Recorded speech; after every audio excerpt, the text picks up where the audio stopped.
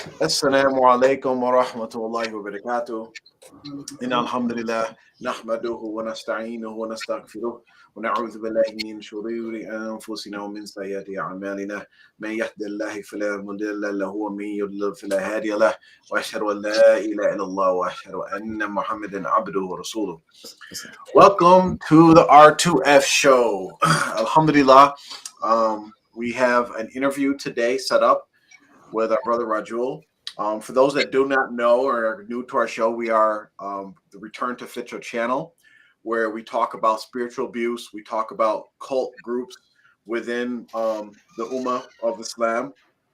We are Ahl Sunnah wal Jamaat, Muslims, Sunni Muslims to the best of our ability. We follow the Quran and the Sunnah, and we point out different groups, different deviant beliefs, especially associated with groups and fake sheikhs, fake spiritual leaders who use Islam or hijack Islam to take advantage of people that are trying to follow Islam to the best of their ability.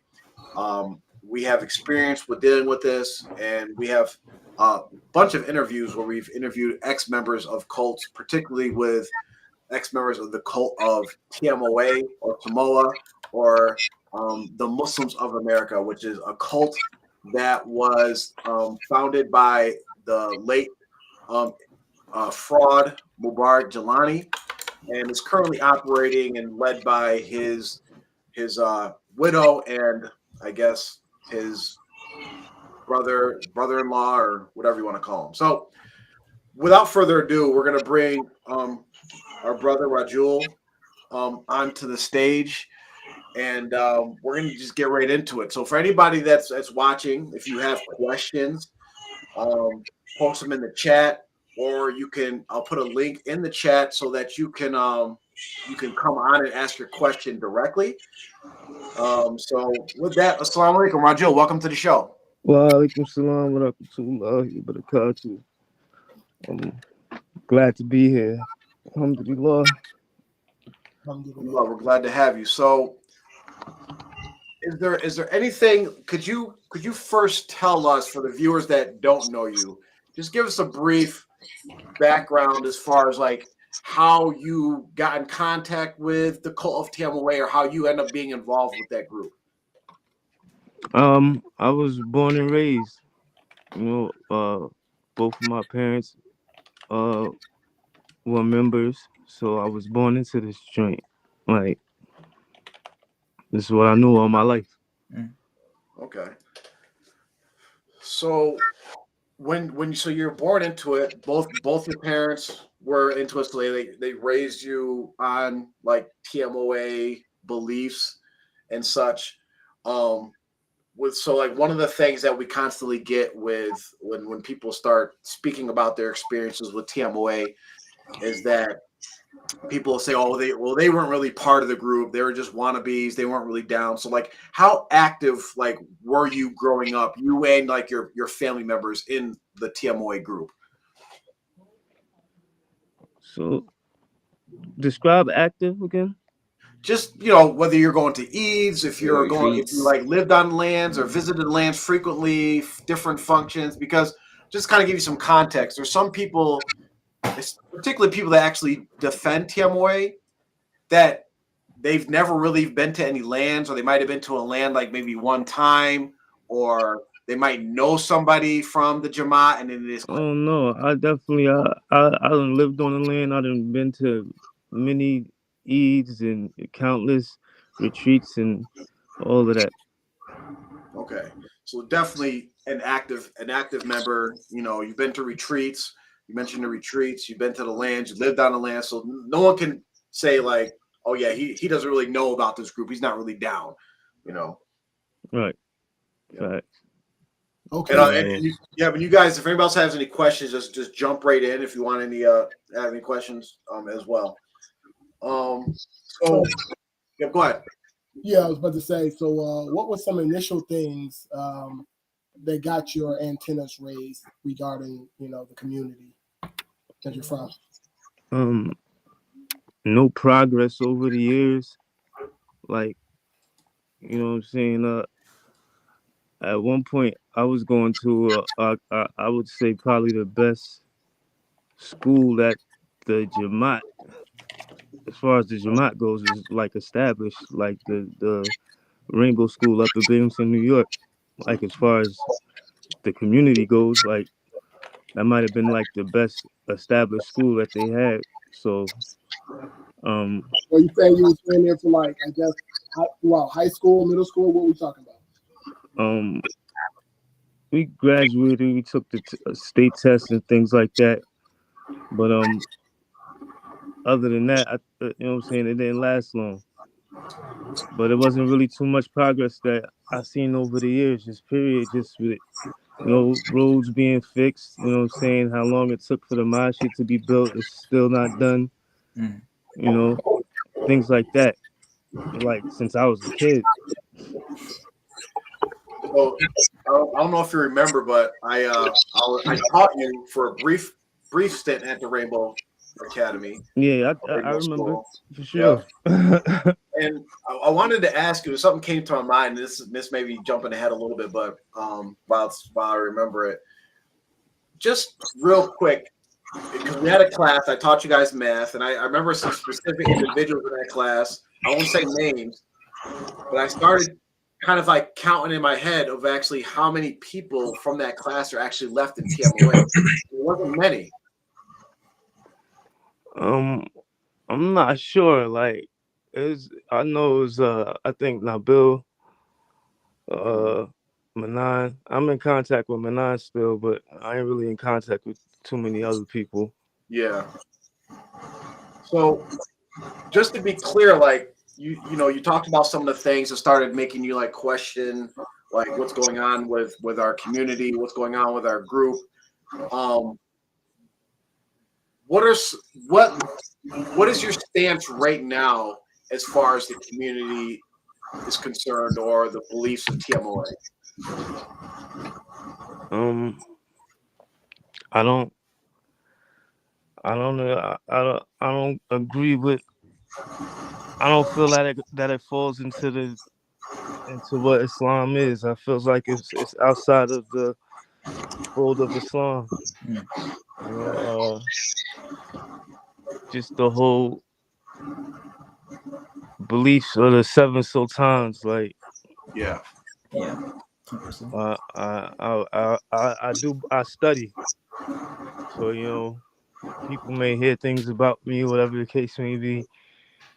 But I'm somebody that I study my Islam, so I know I've never come across anything that Rasulullah ever made any mention of any seven sultans. I never seen anything where Allah mentioned anything of any seven sultans. I never seen it anywhere. So What would you say? that was something that. So what would you say to people who claim that Mubarak Galani never said anything? He never said that he was a six sultan or anything like that. What would you say to those type of people? We get a lot of that. As far as what I knew my whole life, that's what I always thought the claim was. Mm-hmm. Where did it come from? Like, so basically, if you say this, what you're saying to someone, what if they say, oh, well, he never said he was a six sultan? What would how would you deal with that? As far as I know, he did claim that. Okay. And I got people that was elders and people that I looked up to, and that was saying this about this man, and people that we was following behind that was saying this about this man. So that was the program. I got you. So, quick question. You mentioned that you were born and raised because your parents were in the Jamaat. Are your parents still currently in the Jamaat? And do you have any family still functioning in the Jamaat as we speak? My Umi passed away when I was 14. She's buried on New York land. My boo just recently came home from being incarcerated. They're like 22 joints.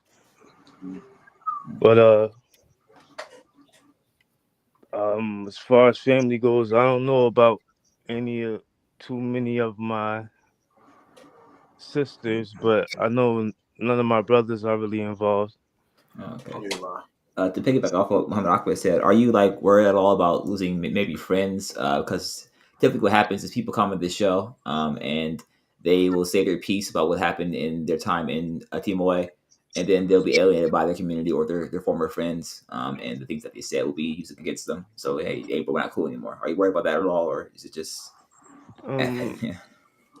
Nah, like when things first start getting like real clear to me, Mm-hmm. and it was like shortly after uh Jafar was kicked out.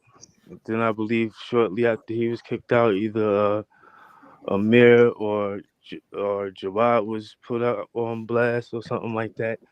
And you know, I know these people personally, so Mm-hmm. some of it didn't make sense to me. So I spoke to some of these individuals, and then just doing my own research and actually making dua to Allah, asking him to make it clear to me, and if this is the right way, then bring me closer to it, and if it isn't, then take me further away from it, and Allah will answer my duas. I mean, And because of that, that's what made me really, you know what I'm saying? It was me going to my rub.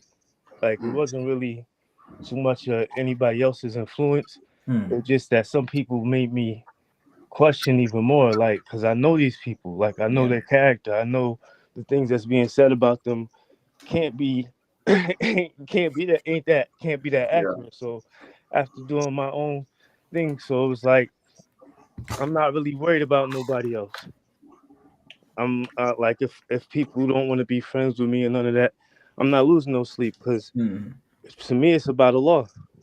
Right. This Um, sounds very similar to my journey as well, because I was asking Allah similarly. If it's good for me and it's true and this is Islam, then guide me to it. And if it's not, uh, push me away from it. And it's been glaringly clear how he's been repelling me against it. So I can understand you on that notion. So you did mention that you are in contact with a lot of people in TMOA, but you are in contact with a few. Are they aware of your stances? Are they still staunch? Are they like on the fence, or how's that Um, going?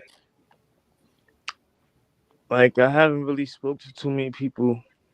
Um, I never really broadcasted the fact that I wasn't involved, but after speaking to some people who are misread as my companions, they wound up putting me out on, you know what I'm saying, put me on Front Street and, you know what I'm saying, things like that. So, uh, like I don't really talk to too many people, to be honest. Like as far as Jamaat goes, like people that were, I don't, nobody that I talk to for real are still under that mindset. Okay, so is this your first official broadcasting of your position regarding the community? I wouldn't say so. I'm not the best Muslim, so I make music and stuff like that. So I had put out and my music is kind of like it's reality rap. So I had put out a track, and the title of it wound up being ex cult member. So I guess that made it around, and you know, I was running into people and they was asking me. So of course, I'm like, how you know anything about that? You're not even supposed to be on social media. To how Right, you getting this information? Like, right. but yeah, that's a fact. I did do that. I So, stand on how I feel and what I believe. so I mean, Like, have you gotten the official Timoan dismissal letter like most of us have gotten? Have you got that yet? nah, I'm sure they probably might. I don't know. I thought I was gonna get it. I thought I would have been got it Well, because I was rest assured you're cooked after this show. You already know that. yeah, for sure. But I know I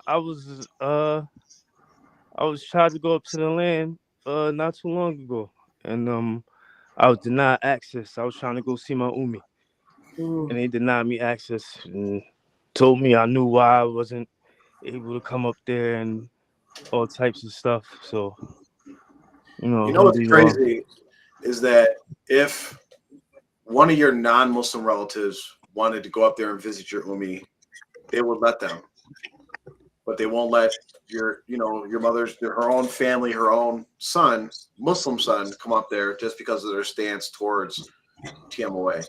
You know, it's And very anybody sad. that knows me and knows anything about New York land and anything about that, they know since my homie passed away, anytime I go to that land, I always go to that gravesite. Mhm. Like, so that's just bogus. Yeah. For dudes to even play like that. Mm. But I'm One of leaving the it in things Allah's that hands. yeah, one of Alhamdulillah. the things that you pointed out that I think we gotta really kind of highlight, and I think we all had this in common. You know, we all went to Allah and asked Allah to guide us and provide His guidance, but we also acted upon that dua that we were making, where we also sought knowledge.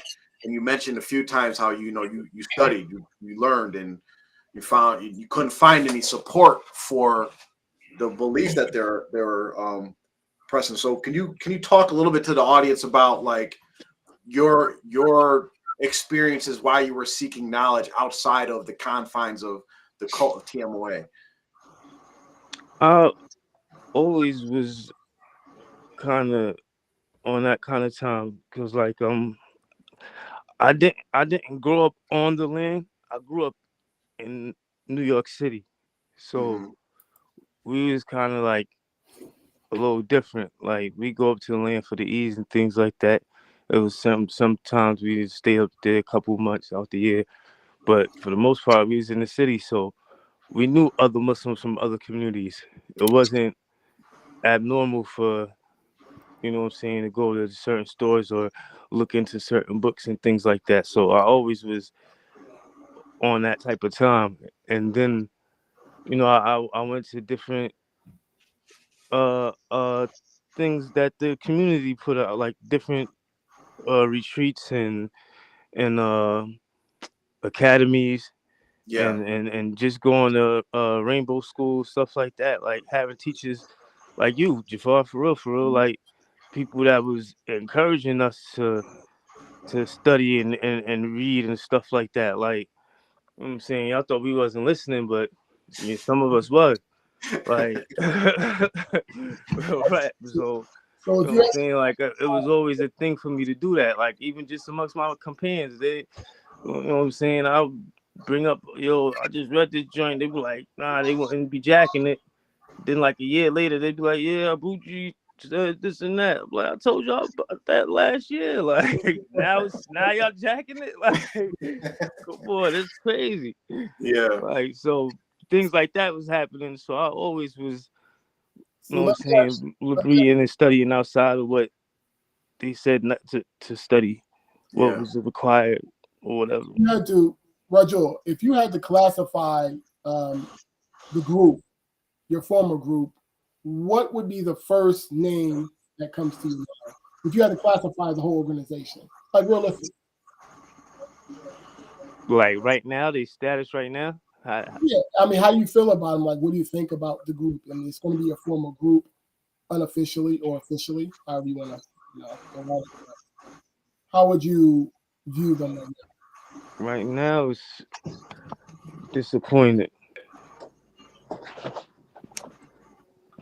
You feel let down? Right, hold on. So right now, it'd be it's a disappointment. Mm. Is it because of that female That's mom? it's I'm disappointed in the fact that people still believe that this is a thing, especially like with all shenanigans that's going on now. Like, Yeah.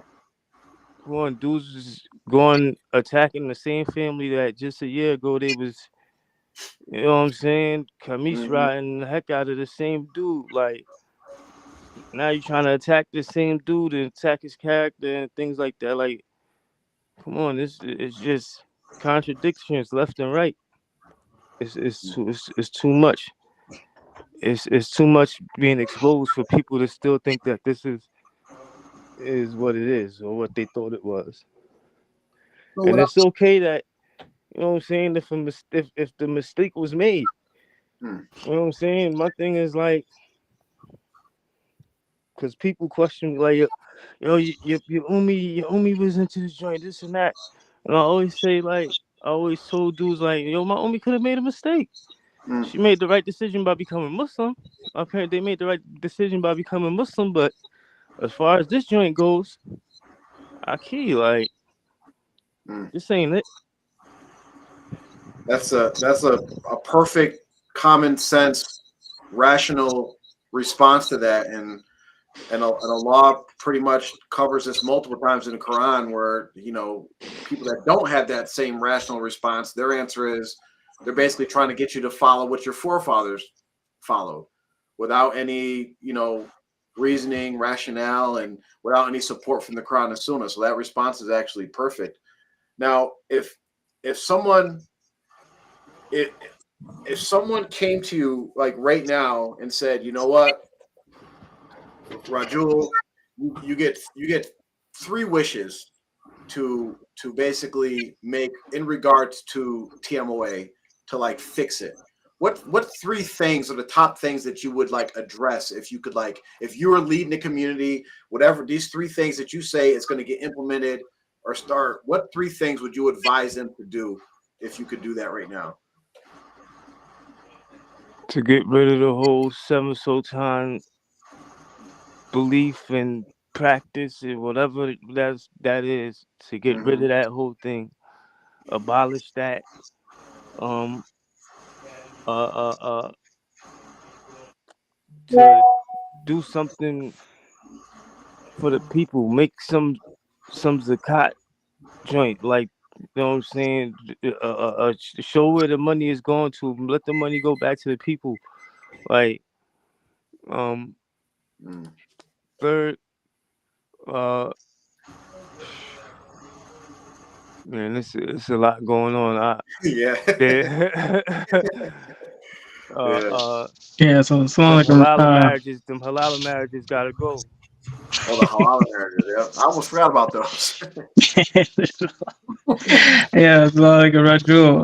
Well, Allah, it's nice to hear from you. alhamdulillah. So my question would be, I got a couple questions, but first one would be like, at what point in time where, because I know you say the first word that comes to mind is that disappointed.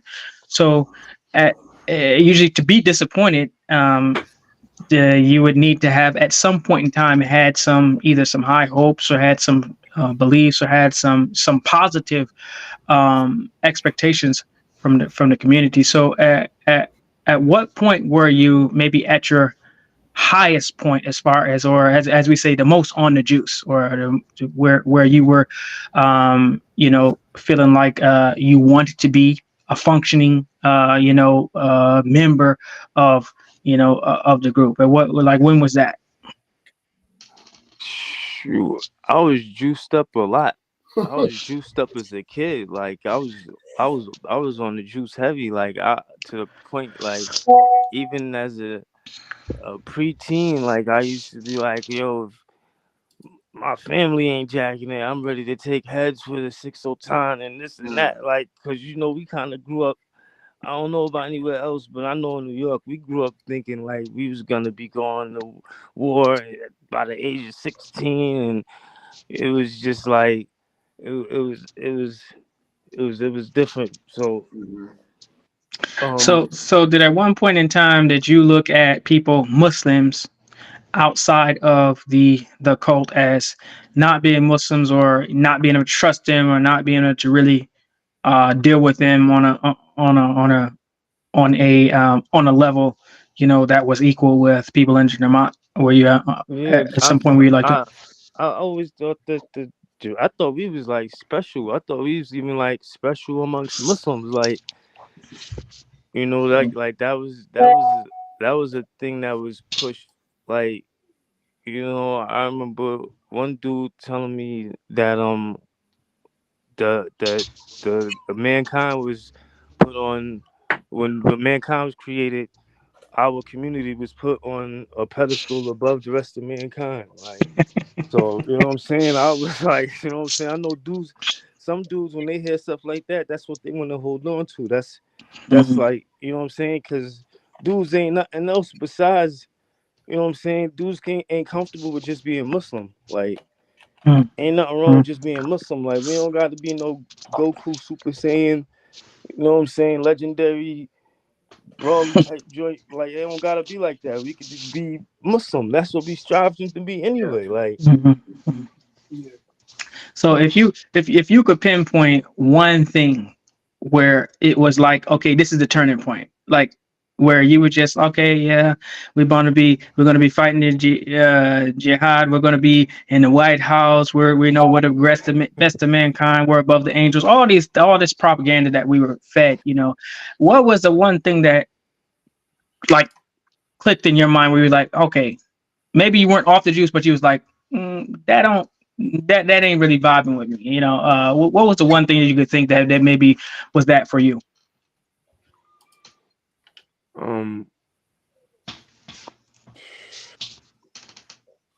man, Or was there man, like a moment? Was there like a moment in time, like where you listened to one of the was one of the old oh heads like man, give a khutbah maybe, or you was at an I Eid or a remember retreat or something like that?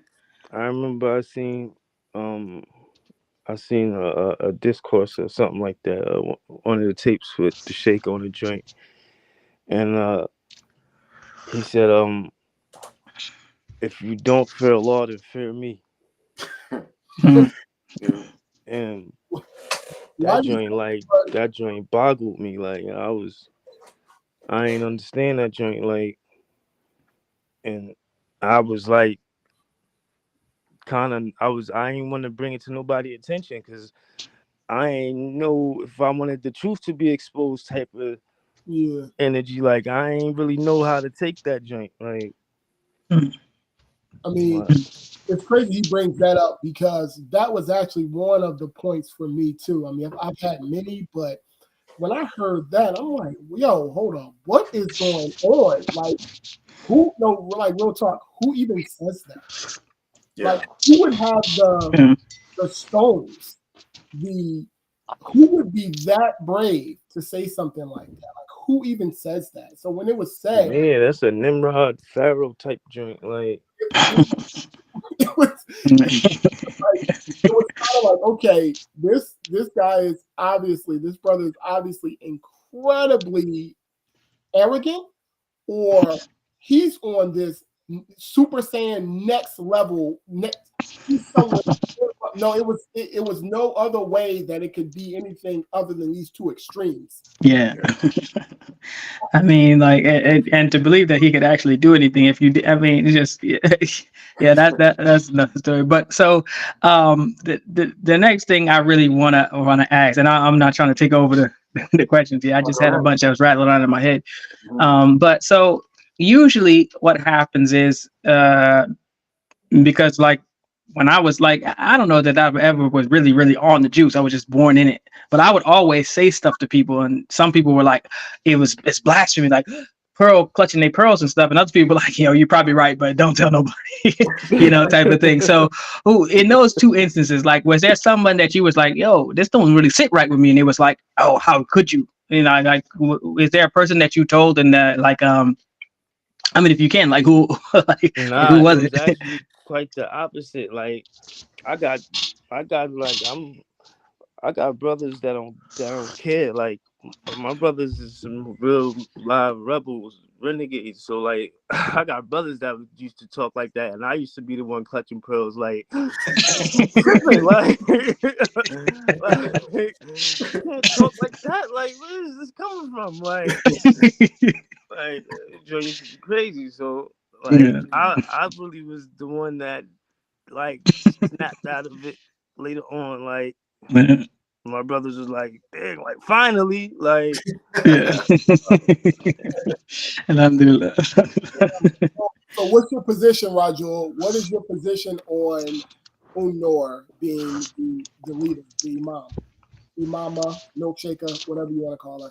I feel like any man that's following that's under that act is castrated. You're not a man. You have no spine. You're a spineless creature. Like, there's no way. Like, is this our default on this matter, isn't it? Yeah. Like, so Mhm. I don't understand why is anybody even trying to even like what? Come on, man, cut it out. But Like, you know what they're gonna say, right? And listen, we always like look at what usually the haters, the detractors, the people who are still on the juice. The usual thing is they're gonna say two things. Number one, something happened to you, you got scorned or burned, and oh no, that's why you're saying something now. So I'm gonna ask you two questions. Well, no, the number one is, how long would you consider yourself to have been off the juice? it's been like It's a good question. it's probably been like 3-4 years now. Okay. So good 3-4 years. So let's say 3.5 years. For the last 3.5 years, um, why is it that all of a sudden now, it's like, oh, you got something to say? I mean, are you mad because they stopped letting you come to the land, or you know what I mean? You wanted to marry a girl, or you're like, well, Nah, because I've been knew I wasn't gonna be able to go to the land. I've been in them shoes before. Like I was really like just seeing if you know what I'm saying. I'm like how spineless they really was gonna be. Like they was gonna really like just let me yeah, just walk up on their joint. Nah, let me Yeah. stop. Nah, but for real though, yeah, like I ain't got I ain't I don't feel no kind of way. Even you know what I'm saying now. Like I said, I'm gonna let Allah deal with that situation. Like I was up there. Like the person who I was dealing with, they already know. I told them face to face. I wasn't by myself, and and the person I was with, neither one of us was by ourselves. If you know what I mean. So like it would have been a different kind of situation. And anybody that's from those neck of the woods and know my family, know my brothers, and know me, like they know we be ready to get wild. So like, and then you know what I'm Well, saying, alhamdulillah, man. to be honest, at this point, I fear that's where it's going because they're going to continue to push this whole thing, the situation, and everybody ain't about to lay down. Everybody is not about to, quiet man tonight, and I'm concerned that I mean, some people might end up getting hurt because of But the positions that certain people are taking. You know what I'm saying? You gotta be real careful when you're dealing with people's family, their wives, their children, their parents. Be very careful because oh yeah, true indeed. But to get back with you to what you were saying, but nah, I ain't got no gripe against the community. Like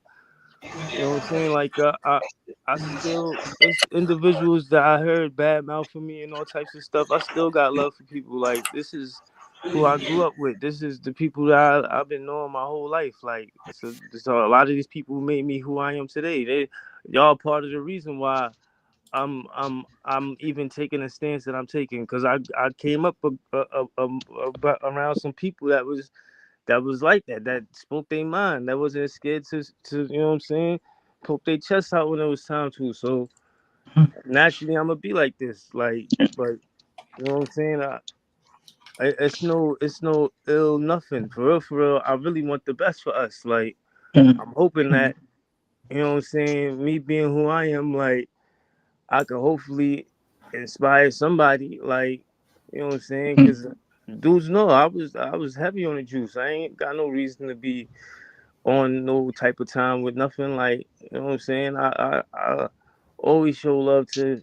I done been around as well. Like I done been on Canada land. You know what I'm saying. I've been to VA. I done been. You know what I'm saying. South Carolina. I've been a few places. People know of me. You know what I'm saying. So it's like. You know what I'm saying? it's I a, really was heavy in this joint. Like, you Yeah. can't tell me that. You know what I'm saying? Nah, I was heavy in this joint. So, like, it's definitely nothing, no ill, nothing. I just want dudes to wake up and smell the coffee. Like, it's, it's not what we thought it was. We thought so it was, so but yeah. it wasn't.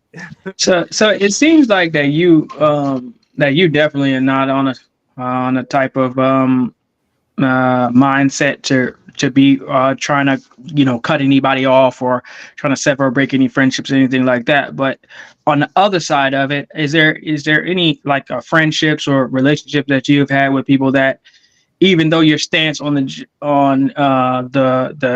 TMOA has changed, and is there any relationships or friendships that you were surprised that either ended or became you know, adversarial over this, that you weren't expecting? Not really, because I was the same way. Like, I would have been the same way. Like, that's why I'm not mad at none of the people that took that approach with me, like that feel how they feel, if you feel a way about me. Like, I know what it's like. I know what it was like. I know how I would have been if I was still like that. Like, but that's what I'm saying. Like, I need y'all to wake up, bro. Like, it's not that. Like, So everybody we who was hoodwinked, we was bamboozled, man. This is not what we thought it was. Yeah. so everybody who was dealing with you before and up till now is pretty much been the same, or there hasn't really been any change since people started to know what your position was? Nah, yeah, I've lost contact with some people, like, but I don't know if that just came with just life or whatever. Yeah. Like, you know what I'm saying? Like, because I don't know if next time I speak to them, it might be all love. Like, you know what I'm saying? So I don't really know, but I've got messages from some individuals that, you know what I'm saying, oh, you don't mess with me, this and that, sending fake threats and stuff like that. So it's just whatever. Like, I ain't losing no sleep. Like, at the end of the day, like, I wish we all could just get along, but, you know, at the end of the day, I'm okay. I'm good with my little comfortable family situation I got going on. Like, I'm good. So And that's a lot of the common characteristics. Like we mentioned a few already, but that's another one that we seem to have with all the people that are kind of leaving, or the early adopters that are leaving TMOAs.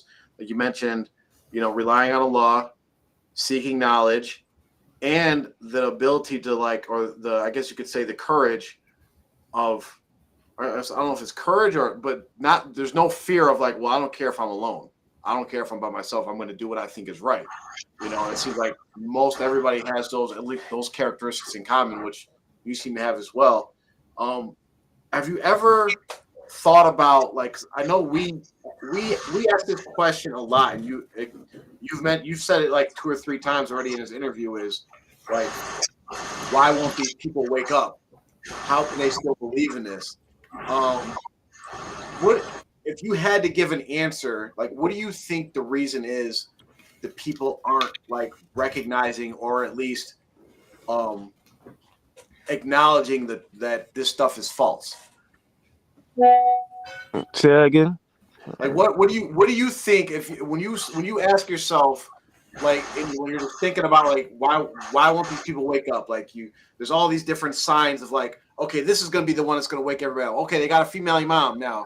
This will wake everybody up. Oh, they did this to this person. This is going to wake up. Oh, the person did a halal marriage. This is going to wake them up. Oh, this guy said that, don't fear me, fear Allah. Like, all these different things, like, especially when you're out, you think like, oh, this is going to be the one that's going to wake somebody up. But then it's not. So we're always asking the question of what is it going to take to wake these people up?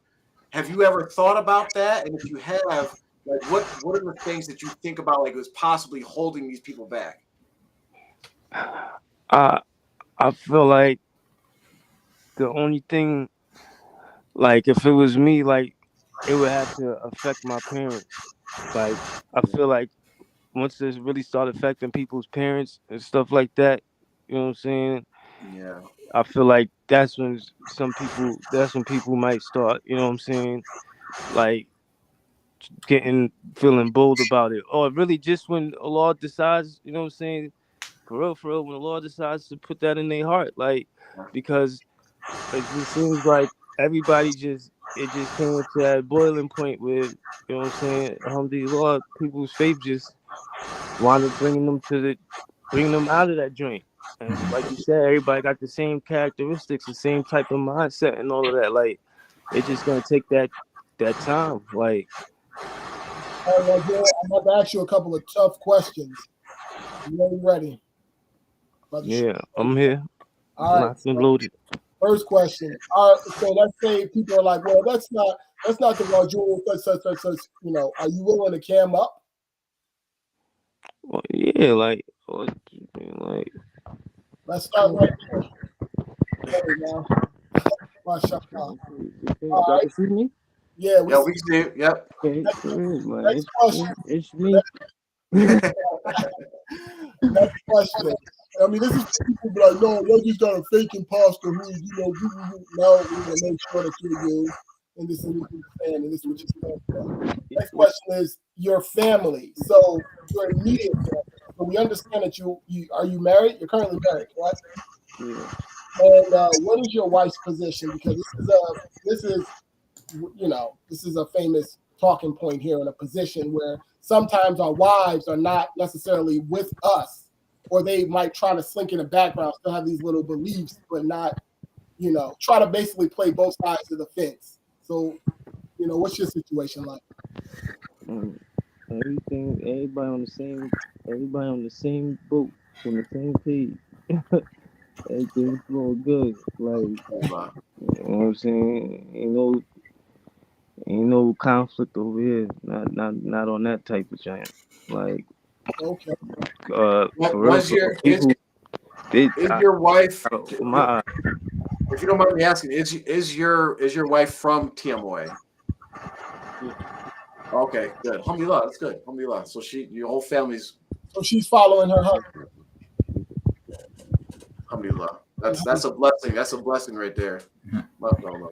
Absolutely. All right, so I have a question that's kind of just because you said you were in Tmoa up until about three or 4 years ago. Is there someone who is still in Tmoa that you're shocked is? Like, you felt like for sure they're definitely gonna be way gone from Tmoa as a whole, but they're just still there, just stuck there. You're like, how are you stuck here, bro? You should have been gone. You should have been gone before me. Like, why are you still in Tmoa? Right.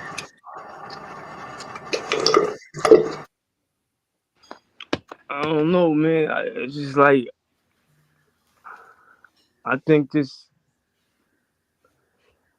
I don't know. I think dudes just gotta just go through whatever they gotta go through personally. Cause like I was saying before, like, all of us came to that conclusion, but everybody ain't have to go through the same thing. Like, it just, whenever Allah decides to wake people up, everybody's not gonna be on the same boat. That's another thing. Like, we was already told since we was young, everybody ain't gonna be on the same side. It's gonna be like this and like that. So like, I don't know, man. The only thing I could do is tell people the truth, that what I know is the truth, and hope that, you know what I'm saying, brothers catch on to it, man, and move forward away from this drink. All right. So, what are your 3 wildest things that you've heard Mubarak Galani say himself? Not no hearsay, not none of this from the sideline. 3 of the wildest claims you heard Mubarak Galani himself. That joint with the if you don't fear Allah, then fear me. That joint. That's wild. That's real wild. What he said, the joint about the Imam Mahdi. He said, basically, like, he should be happy that he knows me. Type joint. Yeah. Third joint. Oh man, I don't know. I can't even. I ain't gonna lie. I'm so far removed from the joint. Like, I'd be surprised to see him when he pop up on the R2F joint. Like, when I see him, I'm like, oh shoot, like, like,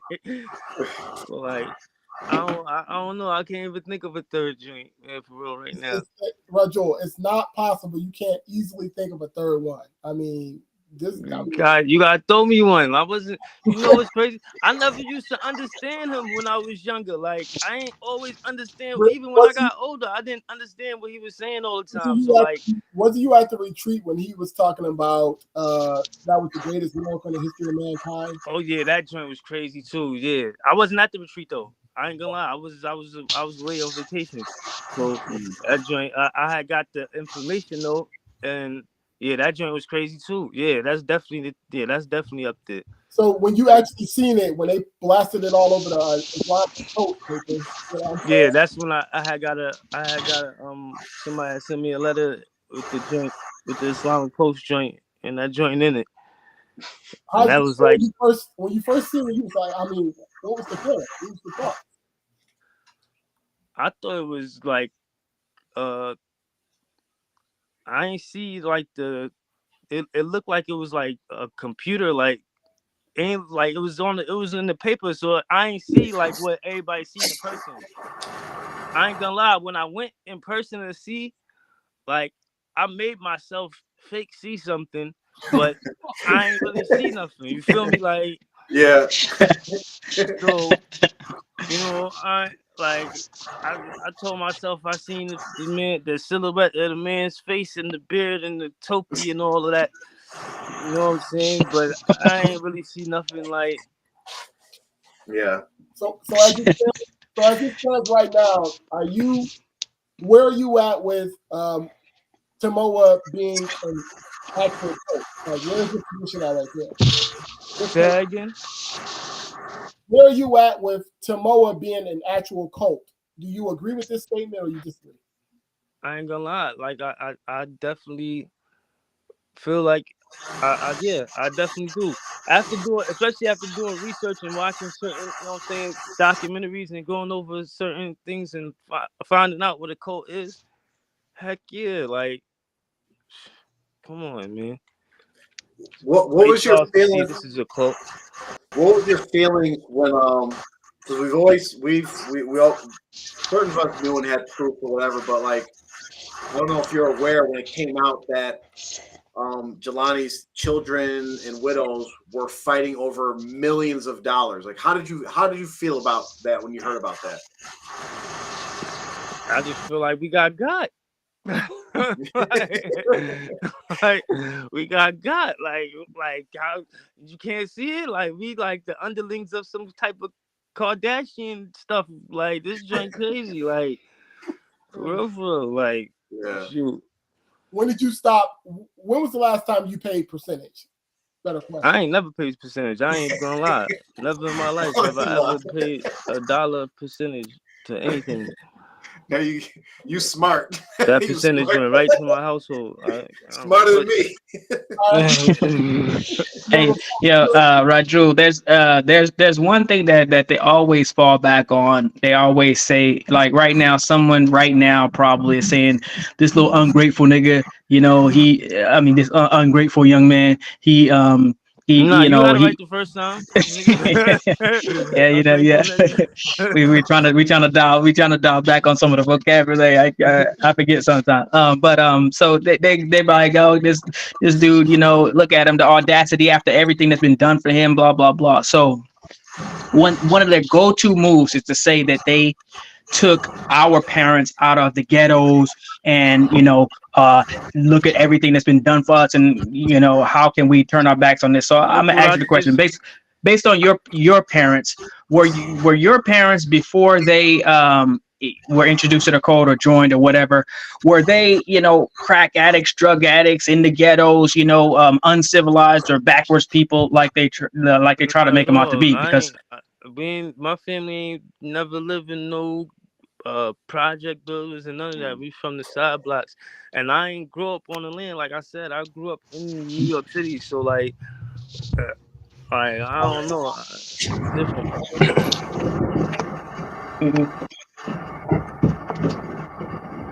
You got some background sound from somewhere.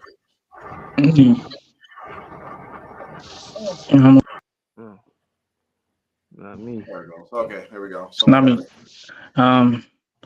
So for the record, Jelani did not rescue your parents from the ghettos and the halfway house and bring them, and introduce them to civilization. Because I don't know that, I know for sure he didn't rescue my parents. My mother was middle class, my father was from the country, and so I mean, like I'm trying to find any of these people that they say that Jelani saved them from being, drug addicts and all these terrible people, that he reformed them. But I really have not met anybody, who's, was really like that. I come from good family. My Umi side of the family, I know all my uncles and aunts. I know my uncles and aunts from my Abu side. Like, I don't come from no shabby households. Like, all of my aunts and uncles got careers. They all, good people. You know what I'm saying? Upstanding citizens. You know what I'm saying? Like, my grandmother was a wonderful woman. Like, people in the community know of her. You know what I'm saying? People know her, like, you know what I'm saying? Beautiful woman, like, helped as much as she could, and never said she was Muslim, none of that, never made any type of prejudice against anybody because they was Muslim or anything like that. Always was, you know what I'm saying, kind hearted. So I don't come from that. Like, none of my family. And they don't come from it didn't start with my Umi and Abu. It started with their parents. Like, the fact that I come from good people. So Alhamdulillah, that's good. Could you, if someone, so a lot of times when people try to defend the cult or defend Mubarak Jelani, they'll always point to, like, oh, he taught us so much. And is there anything that, like, specifically, like, when you're living a life or practicing Islam, you're like, yeah, I learned that from Mubarak Jelani? Is there anything like that, like, you could point to that you say, like, I learned this from him? He taught me. I never met him personally or dealt with him personally. All of my teachers, I know, like, I went to Hafiz school in Canada. I learned everything that I learned from out there. I got from basically Kari Bilal, or whatever, and just some few other Umis up there. Any other teachers I had was Umis. My Umi taught me how to read and write Arabic, like, makes a lot, all that. So you're basically saying that Mubarak Jelani didn't teach you anything? You didn't learn anything directly from him? Nah, I don't. Nothing that I can't. But maybe, like, I don't know, the Daruds after Juma that we used to sing. I don't know. I don't even know if that's. Speaking of the Daruds after Juma, of course, I'm sure you're familiar with him adding his name at the end of it and making us say it 3 times. So I'm not. I mean, it's down, but what are your thoughts about that? Like, when we look back on it, it's like, man, this boy was wild. Yeah, that's what I'm saying. I don't know. You sure that was him, or was that like one of the underlings? Was that you know what I'm saying, one of the Kamish riders, like, that did that, or was that him that did that? Because that's an argument as well. Like, it didn't come from him; it came from the underlings. We can get into that because, okay, let's say if it came from the underlings, Mubarak Jelani heard this plenty of times. Why didn't he correct it? True indeed. Right. That's what. That's what I would be trying to figure out, how they don't be stumped right there. Like, I'd be stumped right there anymore. I'm like, dang, he got me. But the dieharders, they gonna still go hard. Like, then they're gonna either try to attack you or something like that. Like, you don't know your deen. Like, you don't know nothing about my sheikh. Some crazy white person type joint. And the thing is, though, whenever they try to excuse Mubarak Jelani from anything, and whenever they say, like, "Oh, he didn't do that. Somebody else did that. Somebody else added his name to the Darude. Somebody else said XYZ. Someone else said he's the 6th Sultan." They always run into the same brick wall, is that whether someone else started it or not, he didn't deny it, and in fact he confirmed it and encouraged it. So even if someone did come up with the idea, like, hey, let's add Mubarak Jelani's name to the Darude, eventually that got back to him, and then it became a standard practice that he pushed out to the rest of the communities all across the nation. So yeah, they really can't run from it. It's just like they're just trying to sidestep the issue. Absolutely. Religion crazy. If anyone has any questions, y'all can put them in right now. Yeah. I want to send my condolences to Uncle MJ, man, as well, man. I mean, Allah have mercy on him. Allah bless him, forgive him. I mean, and Rajul, we'll wait for some questions to come in, but right now, we want you to take your time and speak to the people in Tmoa. Speak to your friends, speak to your family members, speak to the people that you obviously still care for and want to see the best for them in this life and the next. Go ahead and give them your message that you want them to hear. Man, I ain't good at this, but nah. Man, for real, like this is really, this was really like a big thing for me in my life. Like being Muslim and being a part of the community. Like being part of the Jamaat was lit. It was at points in my life where it was like that was everything. Like, and I feel like it was made to be like that purposely. Um I'm not jacking this joint, man. I'm not I can't go on living a falsehood, and I it hurts my heart to see us as a whole living in this falsehood, because I care about so many, or I care about all of us. Like,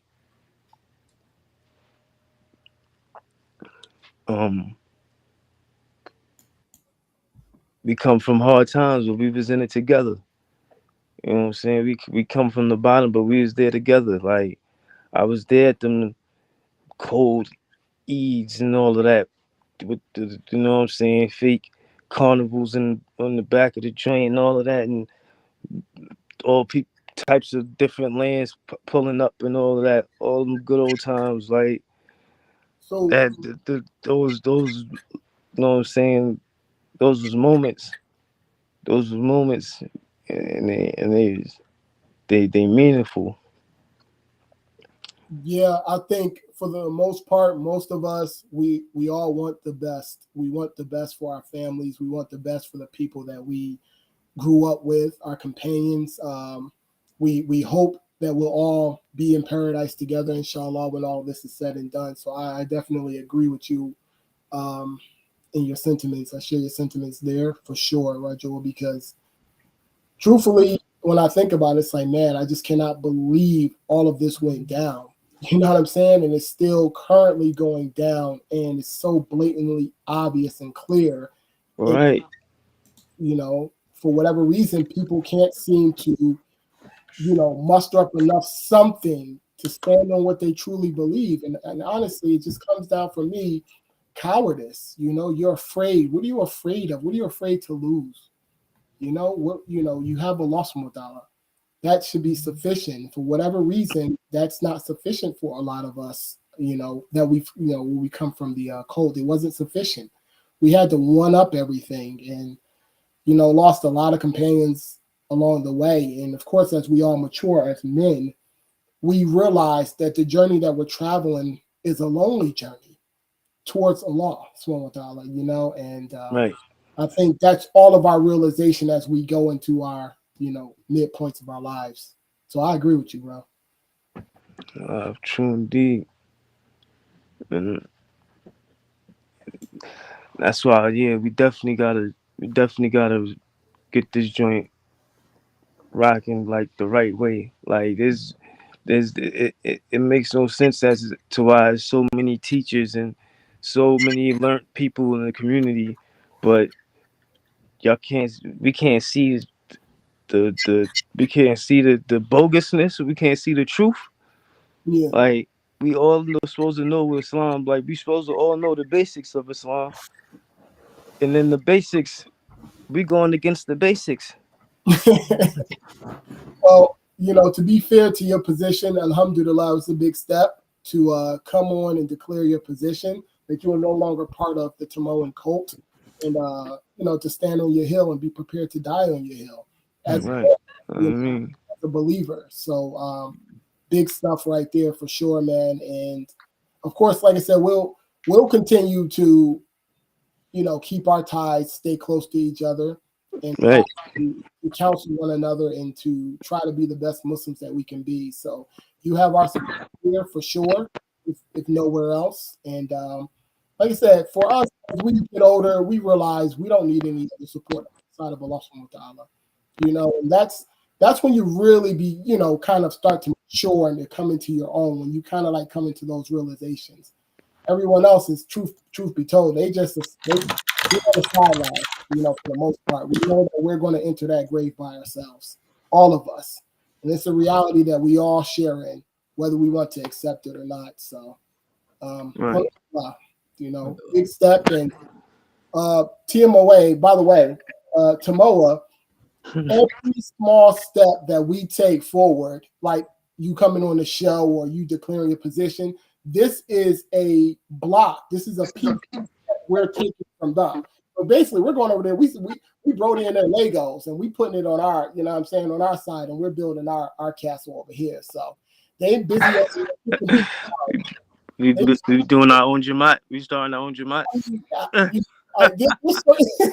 There's certain buzzwords, like just thinking about a sheikh. Like for me, I just don't feel like I would be able to really come underneath a sheikh ever again in my life. I'm 41 years old, inshallah Allah allows me to live, long life, a long, successful life. But even in that future or that view, I just cannot see it. Now I have respect for them. You know what I'm saying? I'll take the good, but all of that coming under them and kissing their feet and following them around and holding the back of their kameez. Yeah, dudes out of line. Hold on. They bugging out. Hold on, time out. Let's hold on. The problem is, man. I think that the boy gave Sheikh all the sheikhs a bad name all over the world. Like really legit sheikhs that really are what they are. They're teachers. They like. The concept that we grew up with it being a sheikh is a mixture between the type of authority and power that your father has, plus what the cops have when they pull you over, plus like a prison warden, plus like it's like all this other stuff it's like that's not real. No real sheikh is like that. These are cult leaders. That's what he was. He was a cult leader. But actually, a sheikh is someone who teaches you, and you actually have this sheikh who might teach you Arabic. The other sheikh teaches you, fiqh or different things. So you don't come under a sheikh like that as far as your whole life. You might come under him as far as a science, an Islamic science that you learn from them. So you're under them like that, but you ain't under them as like. What about the whole joint with the caliphs? Why is there so many caliphs? Why was it so they many made it up? Is that how it's supposed to be? No, that's made. It's made up. It's make believe. Yes, there's one caliph at a time. Unless the caliph is like a president, right? It's supposed to be like once every term, right? Yeah. Well, the way that the Sahabas did it. Yes, that's the leader. The leader of the Muslim Ummah is the Khalifa, the successor to Rasulullah, and then they just had a successor after that. But even they were not. If you look at Abu Bakr or Umar or Ali or any of the major khulafa, the Khalifas, they did not wield as much power and an iron grip and authority over the Muslims as Jilani did over his subjects, to where he just doing whatever he wants. snatching people's girls, marrying them, and all this type of stuff. I mean, this is unheard of. This is what cults do. So I'm just saying that to say. So saying I know it's like the idea of a sheikh and being under them that this is made up. This is not. There's no. You can find any legit sheikh in the world. They don't deal with people like that. Right. Mark, you know I love you, but I'm still traumatized. Like, what else to say? I mean, how we go from it's so bad because they couldn't even save this shit. Okay, you had a questionable leader. The next person that succeeds him is his widow wife. Like, where are we going? Like, there's no recovery. Now, if they would have, that was a backslide like no other. Like that was crazy. Okay, but let me ask y'all a question then. So, if you had a plantation, is it just the old pre antebellum or whatever, pre Civil War or whatever, the Deep South or whatever, you have a plantation, right? You got the plantation owner, Massa, and then his mistress, then his wife. Okay, if Massa dies, who's taking over? Jaffer. The wife.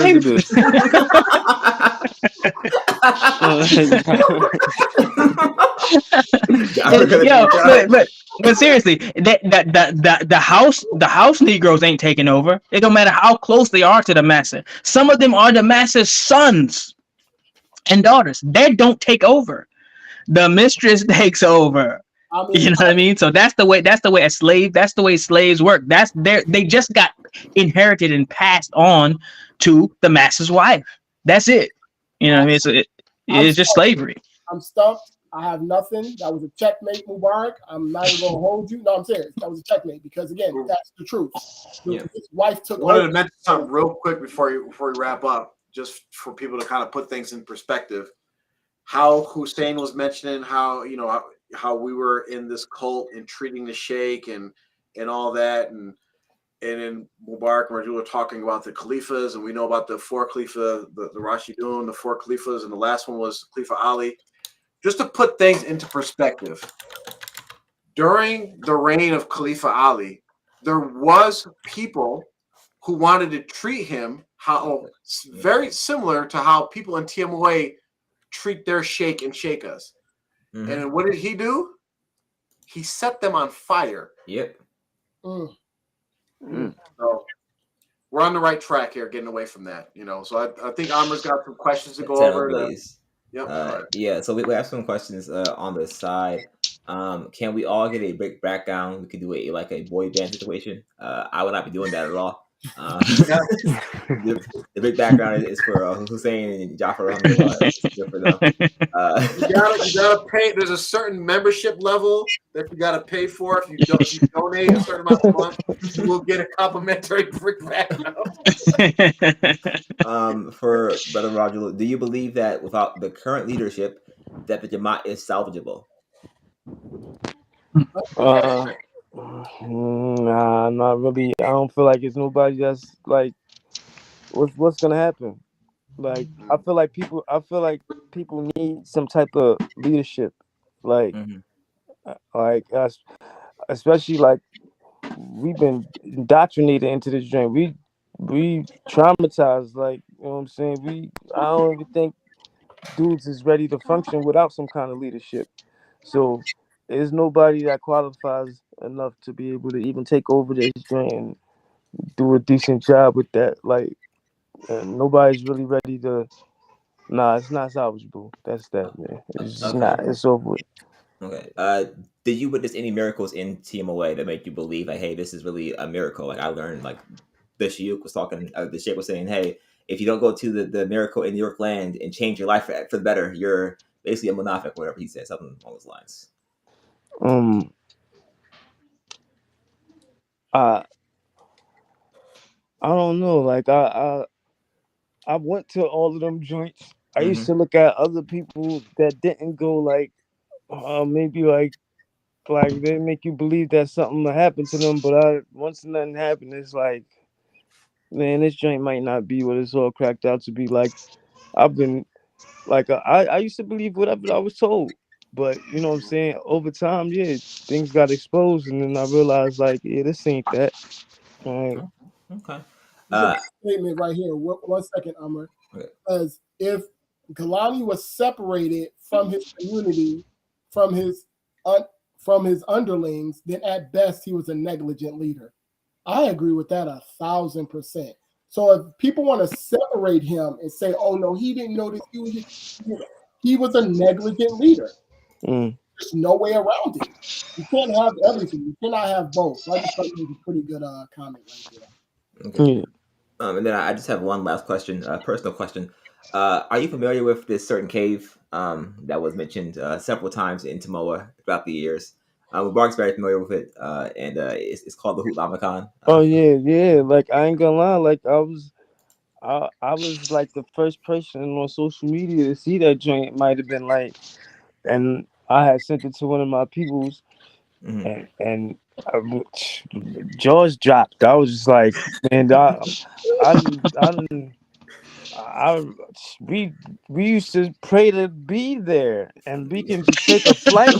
Like we used to pray to be there, and then we could just take a flight. All this time we could have just played a couple bands and went over there. Like, and then I heard it's not even like exclusively for Muslims. Like Sheikhs and you know what I'm saying, Buddhist monks, all Christians, everyone goes there and prays. It's not even like exclusive for the Islamic culture or faith or nothing. So it's like you've been telling us this joint all because it's some type of Pakistani tourist attraction spot, a hot spot in Pakistan. You want us to pray to be there? Like we supposed to be inhabitants of Lahut Lamakan? People used to think we was from there. Like Aki, you're not from Pakistan, right?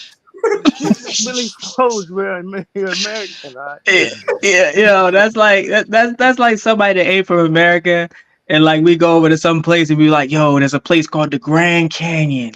And it's a special place, and we tell them all of they praying to be there. Oh, you know, ya Allah, please let me. This is the Grand Canyon. Like, yo, all you needed was you could have caught the Greyhound bus out there. $5. Nah, that might have been the biggest disappointment I had after leaving the joint, man. I ain't gonna lie, like that joint kind of hurt my feelings because I was like, yo, I used to dead make dua for to y'all, Lord, like allow me to into Lahut Lamakan. This whole time, I could have really took a plane out this joint. Like it's really that accessible. Like plane ticket. That's all. That's crazy. Oh man. I don't gotta make no dues or nothing like that. I just gotta work a couple shifts and I can get there. Like that's crazy. Guys, there is a video circling that we just put out where Mubarak Galani himself was saying that Rasulullah had a position in Lahut Lamakan. Oh my God! What is blasphemy? What? And this is what to you. It's coming directly from his lips. And this is what that's what I'm saying. It's like this is why it's like, come on, like we still doing this? Like we still doing this for real? Like, come on, it's been years. There's been so much stuff throughout the years that then been exposed, and so many people and so much book. Like, we really gonna do this? People been having thoughts and second guessing and questioning and stuff. Like, time is now. Like, hop off for that joint. That joint is sinking. It's over for that, man. Real rap. Like, it's not even no funny. I ain't even trying to be funny or none of that. For real. Like, for real, man. From the bottom of my heart, like, all sincerity, like, you gotta do the right thing. That joint is for nobody, man. We have one more question here. How come no TMOA member saying anything about being led by a person who participated in the halala? What? How come no TMOA member is saying anything about being led by a person who participated in a halala?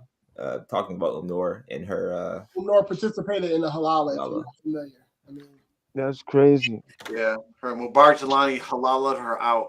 That's like the white man. That's what I'm saying. That's like having the Kardashian like, you know what I'm saying, as your leader. Yeah, Mhm. straight up. Alhamdulillah. I think that's all the Yeah. questions. Yeah, hold up. Persian Empress, Persian Empress gonna say, "I'm sorry, I would flee away from a man calling himself a sheikh." No, I mean, I don't know why everybody's so cut. Listen, let me just say this. Let me just say this. I agree. That I I, agree. I mean, listen, I understand that sentiment.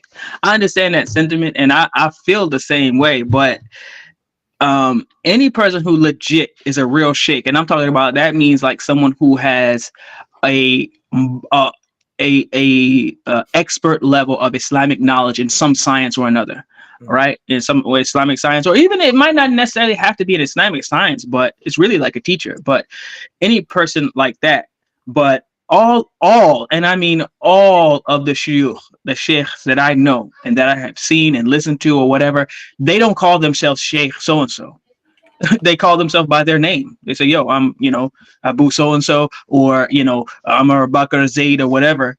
Other people say, "Hey, that's Sheikh so and so," but they themselves, they don't say, "Hey, I'm a Sheikh, follow me." They don't do that. Mm. If you get someone who says, "Hey, I'm Sheikh so and so, I can lead you to Yeah, Lahut Lamakan they or no whatever," good. those are the ones that you bail from. But the ones that Right. just, usually you come to them and you learn something and then you go back about your business. So, I mean, we kind of gotta leave, set that aside. I know what you're doing, Mubarak, but again, there's people are really traumatized. There's real trauma here. I mean, when I'm trying to be funny, I literally think of a milkshake from like McDonald's or Sheets with like a kufi on top. I have no regard, no respect. I'm not saying that there aren't sheikhs and respectable sheikhs, but whenever I hear the term, that's literally what I think of. I mean, I can't even take you serious. You're talking about Rasulullah has a position in Lahut Lamakan, and you're saying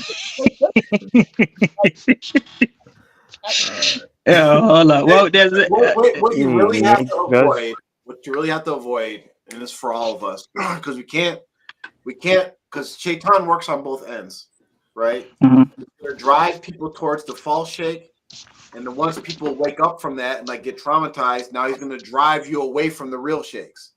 So as Muslims, we right. have to take the middle road, right? So the first thing is, like Mubarak was saying, is we have to understand what is a sheikh.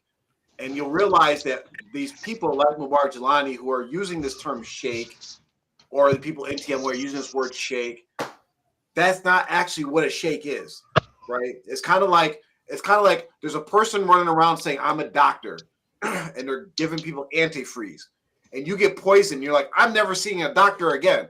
No, there's actually real doctors in real hospitals that actually got real credentials that can help save your life. So like, don't get caught up in the term sheikh. There's more authentic sheikhs out there than there are fake sheikhs.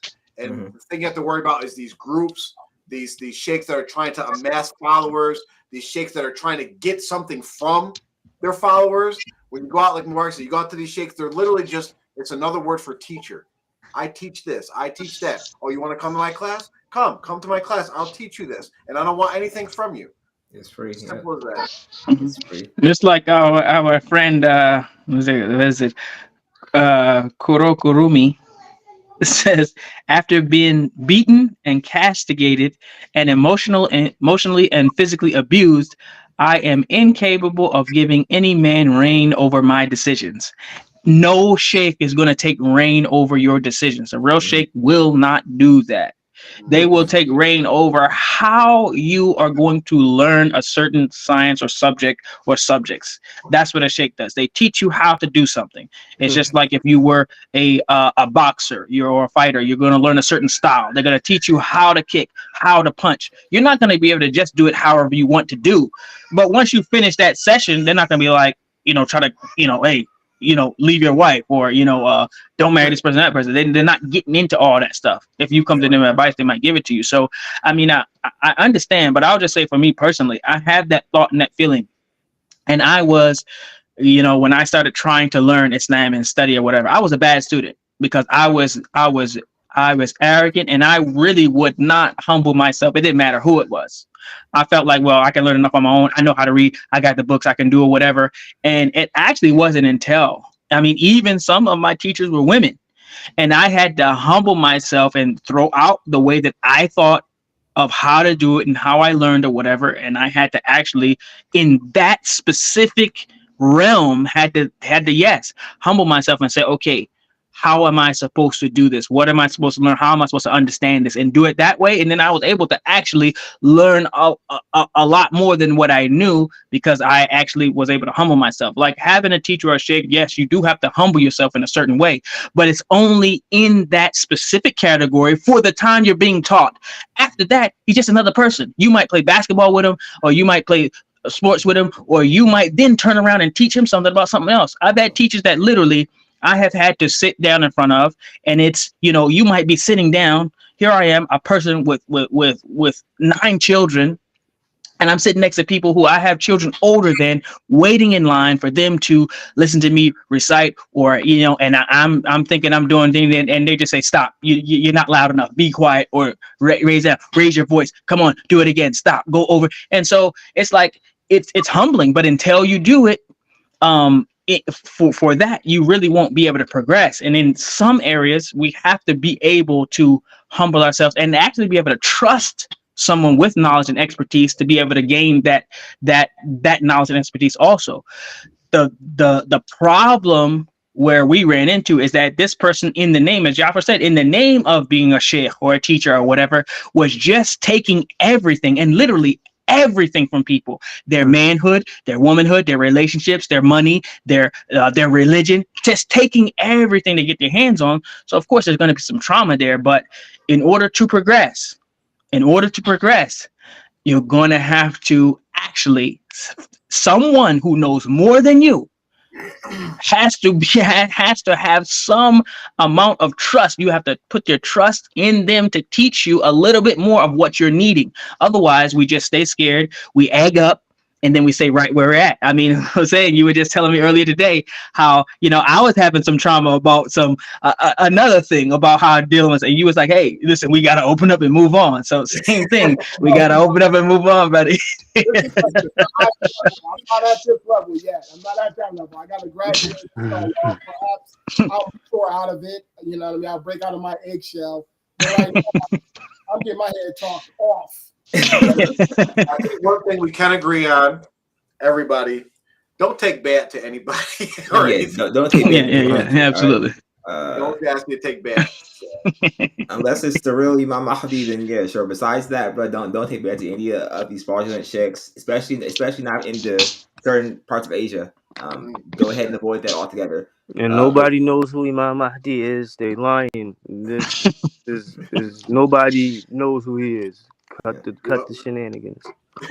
That's Hey, but you know something that we do know? We do know where Lahut Lamakan is. Is in Pakistan. Got a whole cave to visit. I have one thing real quick. Just I thought was funny is folks will say that Jelani came to liberate and free our parents from the ghettos. Imagine thinking that an Indian man from India, a poor Indian man from India, is going to come to America and somehow deliver our parents from the ghettos. But do you know what India's like? Be so for real. All right. Have you seen India? Yo, hold up. This man was literally in a ghetto when he was talking about delivering you from the ghetto. He was living in one. Right. Yo, seriously. I remember Unc told us he went over there and it was like it was a slum before he got all the money from everybody, before he took all your percentages.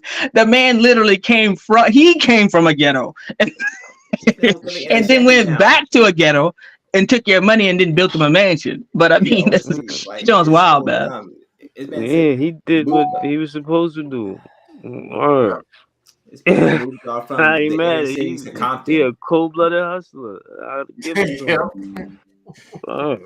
Oh yeah, Allah. Okay, so I don't think we have any more questions. Let's see. Man. I appreciate y'all having me, man. For sure. I definitely, like I said, man, I want to be known that I don't hold no gripe or nothing like that. I just hope everybody could see the truth, man. I make do it that we all see the truth and we all make our way to the truth, man, and get this I mean, and get away from this BS for real, inshallah. Ameen. But yeah, other than that though, man, like I said, I want to send condolences to brother MJ again, and Ameen. inshallah, man, wish the best for everybody, all y'all brothers here, man. Y'all doing a good job with this drink, man. You know what I'm saying? This drink, I be falling off sometimes, but every time I get on this joint, it's definitely inspiring. Y'all be joking a lot, but I know that's where we come from. You know what I'm saying? So I don't be tripping, but y'all be having a lot of people that be like, yo, they be joking too much, this and that, da da da. Like, you know what I'm saying? You know what I'm saying? Keep this joint official, man. You know what I'm saying? I want this joint to keep going, man. Inshallah, everybody really, y'all know it's a lot more people watching than, you know what I'm saying, people portray. The whole community watching, everybody watching this joint. They be fronting, acting like they're not watching this joint. This joint is definitely the top joint. This joint is outdoing other people's joint. We ain't gonna say no names, but yeah. Alhamdulillah, man. But yeah, man, y'all dudes have a good night, man. Inshallah, man. I'll speak to y'all soon.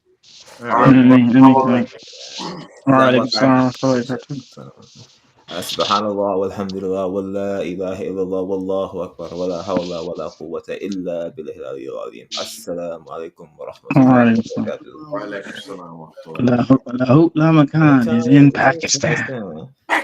Breaking news.